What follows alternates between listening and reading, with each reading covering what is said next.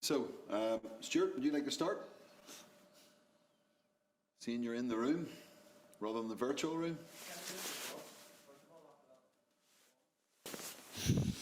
I don't think we played anywhere near what we can.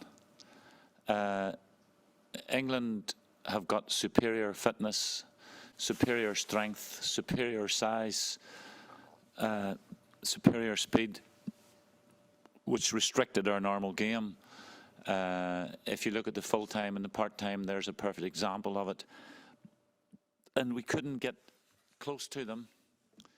And they beat us through their athleticism and their stronger bench. You know, at 0-0, they were worried because the first 15 minutes of the second half, we were threatening spasmodically. And there was occasions when we had two chances at the back post, and we just couldn't. We weren't clinical enough in that area, and you could see their strength and power that they had.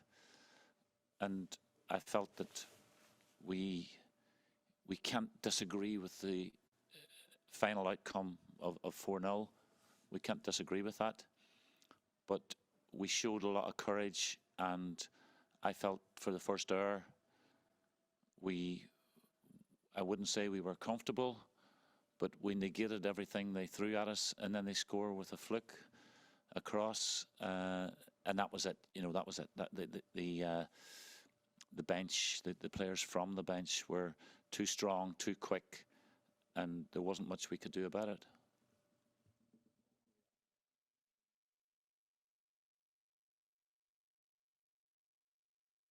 Yeah. Without a doubt, you could see the superior fitness. I thought tactically we were outstanding. We had our preparation was so good. When you see the game, the girls will see it more than yourselves, but the nullification of any threats that they had, we didn't do it in totality, but we did it in quite a lot of areas.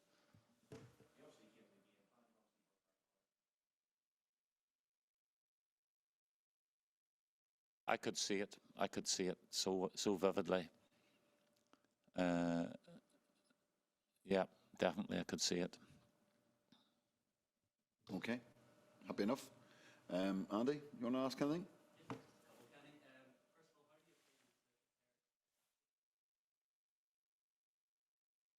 I think there was a certain amount of stress within the early parts of the game, and some of them were a little bit out of character. But when we bedded into the game, they adapted fantastically well, considering the opposition, you know, and they're playing against one of the best teams in the world, and I felt the desire and the comradeship that they showed and the understanding of what we had to do.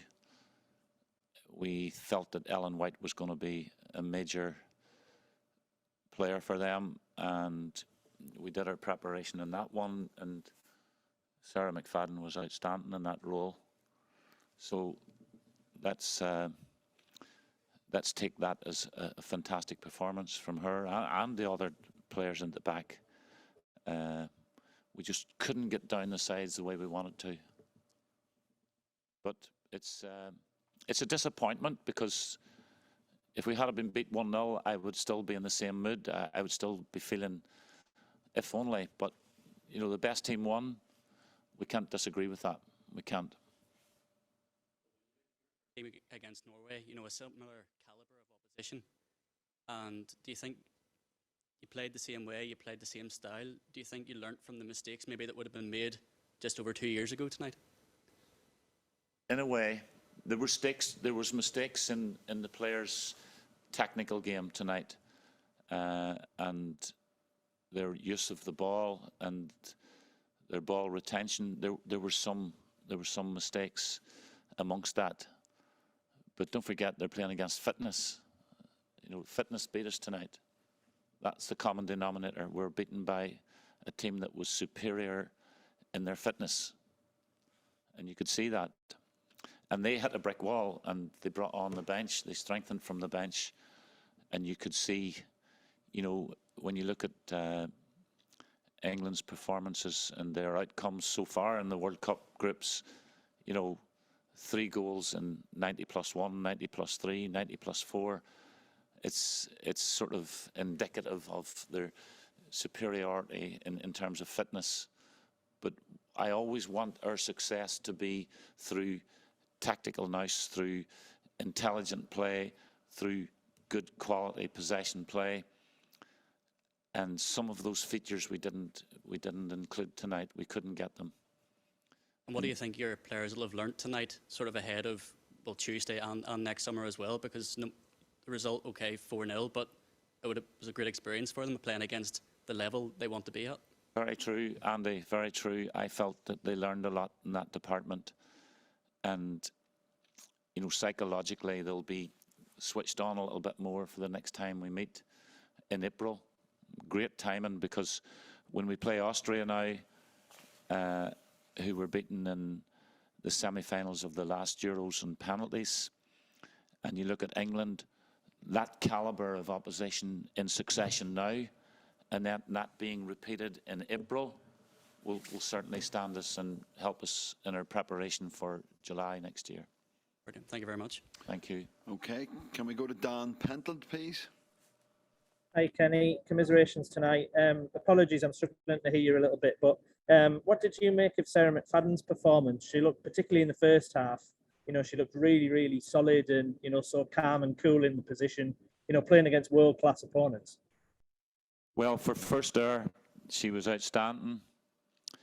And she, like all the players, you know, if you're having a foot race with someone who is full-time professional at running, at tackling, at shooting, at all the aspects of the game, and we're playing against that, and these girls are doing their day jobs and coming here to this fantastic venue, and you're having to compete against that. And for an hour, we were very competitive, and they were worried, but they had the appropriate bench. We didn't.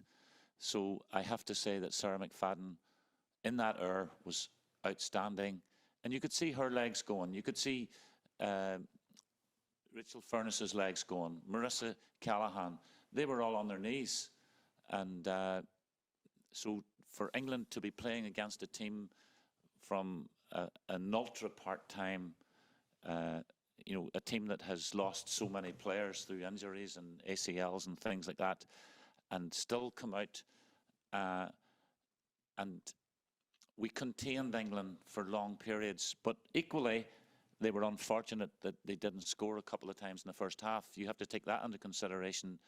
But then that was balanced out by the goal that they scored to break it, where it was a cross and it went in at the back post.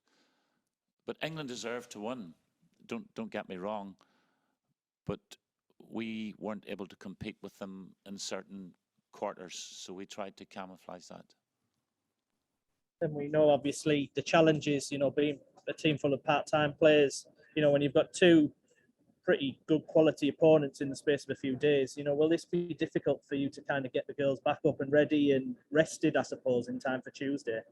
Yeah, that's going to be difficult. We have to pick the team that's fresh. We're at home against Austria, who are a fantastic team, by the way. And we know how tall that order that will be for us. And we just want to try and be competitive. It's important that we be competitive in our group games. And tonight, I thought we were competitive.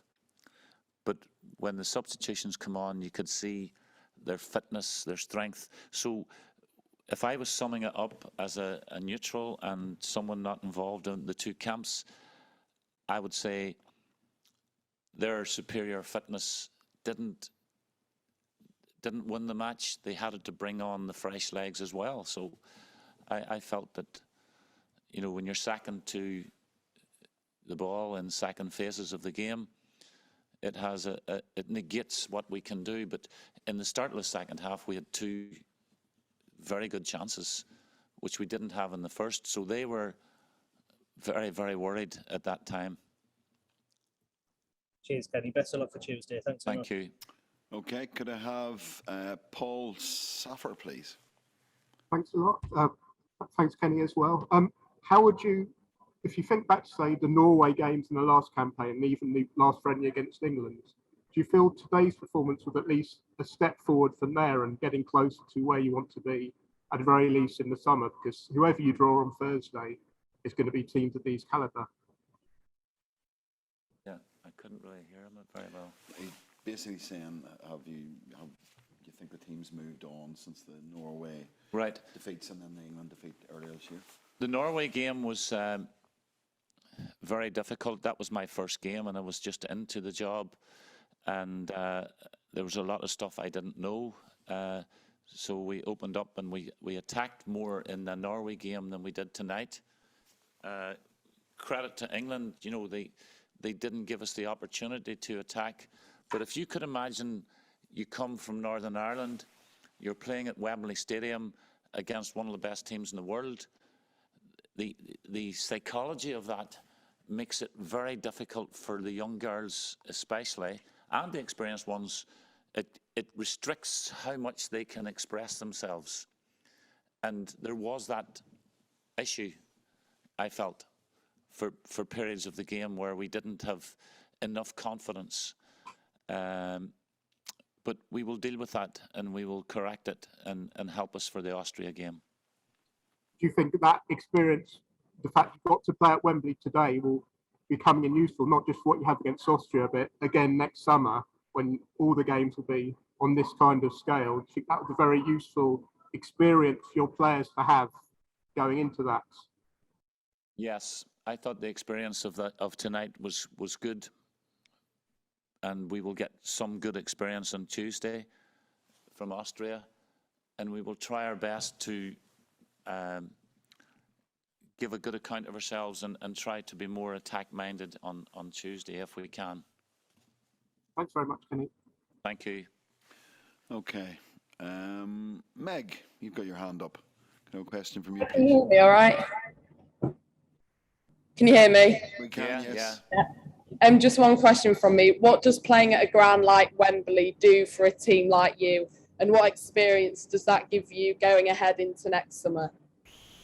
It's a very good stadium, and it gives the girls a real lift to be involved in our sport. And it's a great honour for them playing for their country. If they're playing for their country and representing their country in a plough field, it's still the same feeling.